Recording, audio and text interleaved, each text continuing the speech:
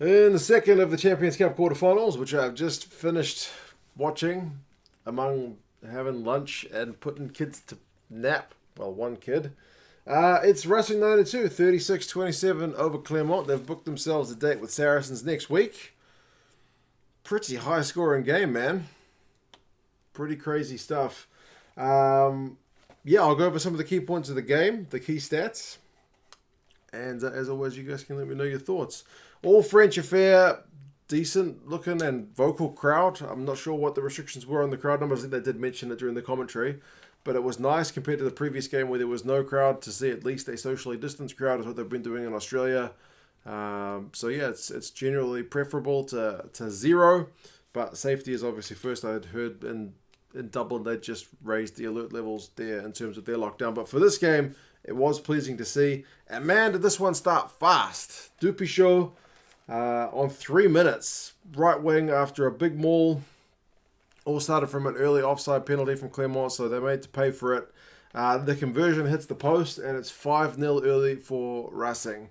And boy, did they look comfortable for at least like the first 10 minutes. It was only really one team minute. They were getting penalties, allowing them to go up the field. Eventually, they kick one to make it 8-0.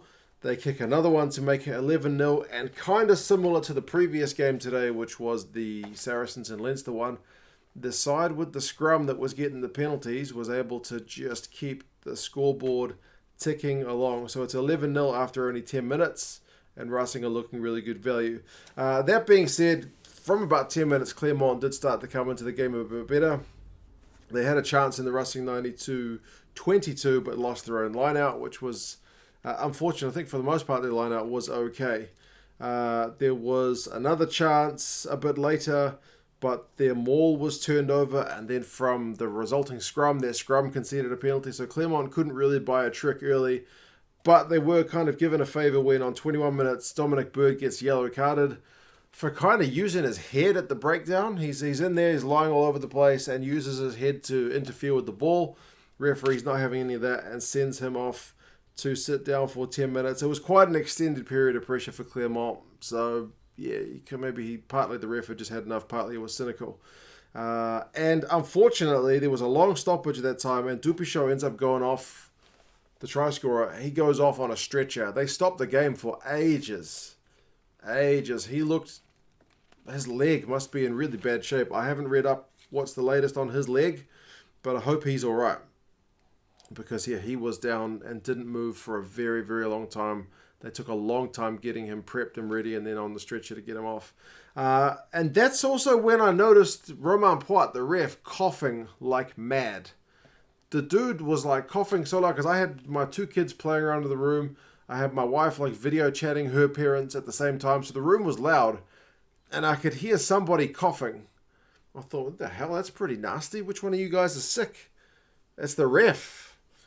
And with Leicester and Cast getting called off due to exposure to COVID cases, this is disconcerting with another game next week.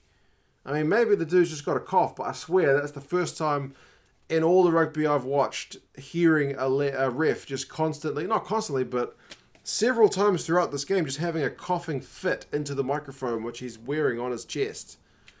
Quite disconcerting. If he's got it, man, good luck getting the game next week. Anyway, hopefully he just had a cough. He was running about fine. Didn't seem to have shortness of breath. Anyway, Benaru also went off, but he came back on after about 10 minutes. I'm not sure if it was just an HIA or what. But from that period of pressure, with the man in the bin, Clermont were eventually able to convert. Falgu got the try on 22 minutes. They did check it with the TMO. It was at the end of a big old maul. They checked something with a French ref and French TMO. I couldn't really tell what they were checking. I'm guessing it was interference from one of the players at the side of the maul, which kind of went to ground to make sure he wasn't interfering with any of the defenders, but they checked it and it was all good. They missed the conversion, so it's 11 points to 5, so they're kind of back in the game. However, the man who just scored the try gets yellow carded not long later. For mine, that was kind of out of the blue, because Clermont's scrum's getting pummeled, but eventually the ref just goes, boom, yellow card. It was on 27 minutes. That's early days to be given a scrum yellow card. But yeah, so we're on 14 on 14. And the Racing guys kicked the resulting penalty to make it 14-5. Penalties were really the order of the day. 29 minutes, LaRue gets TMO'd for shouldering, I think it was Aturia, at like a maul. He kind of led with the shoulder. The fans wanted him to be yellowed, but he was just penalised for that one. But the TMO did have a long look at it. So that made it 8 points to 14 because they kicked the resulting penalty. And that was also the end of the first yellow card, which is Dominic Bird's one. So the yellow card period and the 14 on 14 period has not been hugely high scoring. There's been a try and a couple of penalties. Neither side really able to get on top.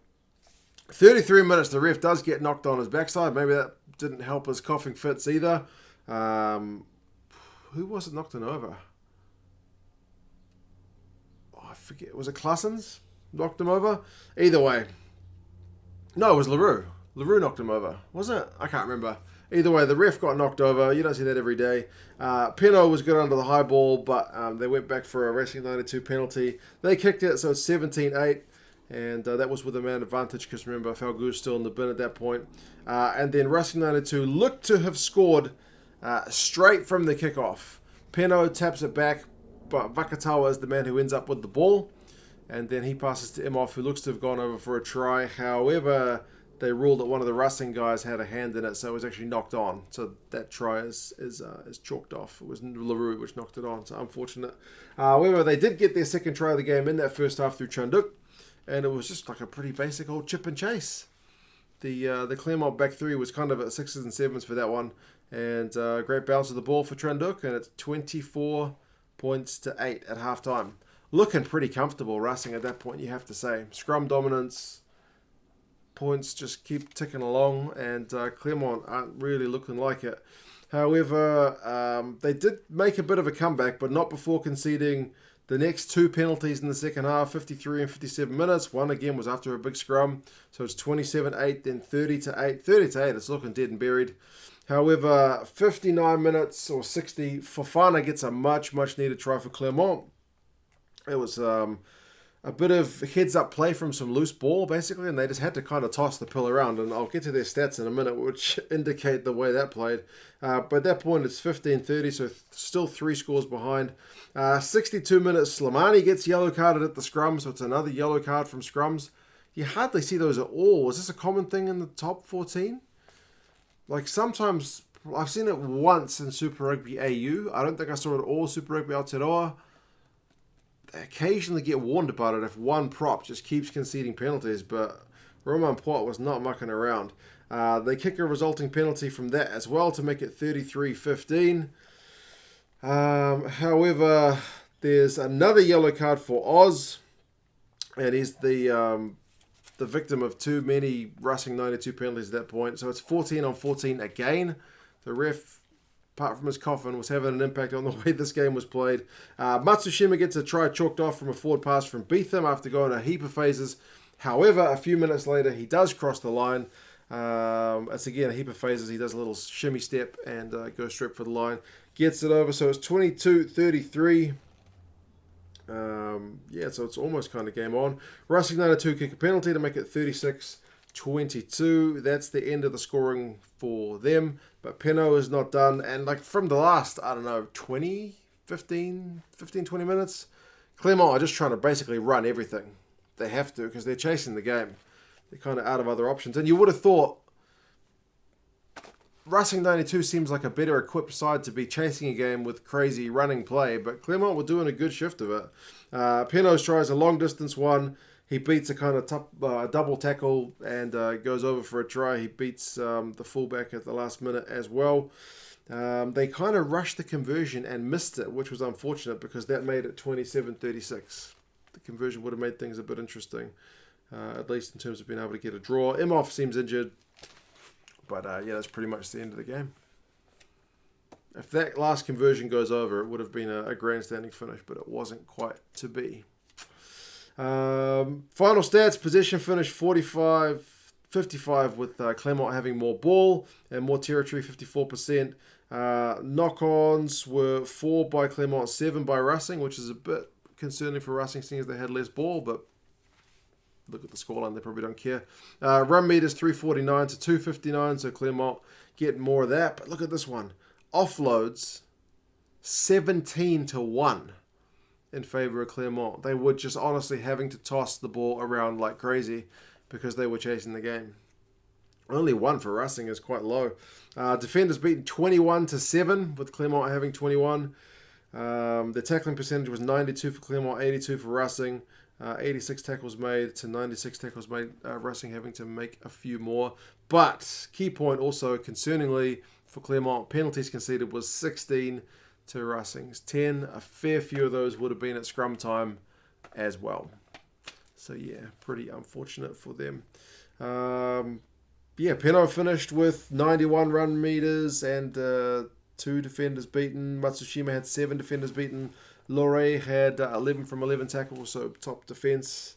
But yeah, Poit, Coffin, Clermont chasing the game. That was just kind of the main story of it. Good crowd, quite loud for their size. Camille Shark got man of the match. He was into a bit of everything. Went off pretty early in the second half. The commentators were indeed dropping spoilers about the Saracens-Leinster result. I was tempted to get up and watch this one live because it was on at a more reasonable time for me here in New Zealand, but I didn't want to risk knowing the result of the other game.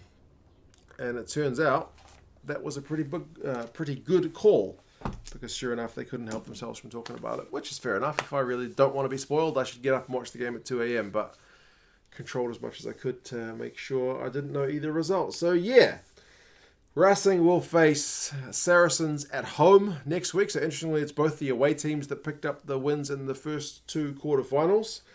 That should be a massive game next week, especially seeing as both scrums were the ones that were on top.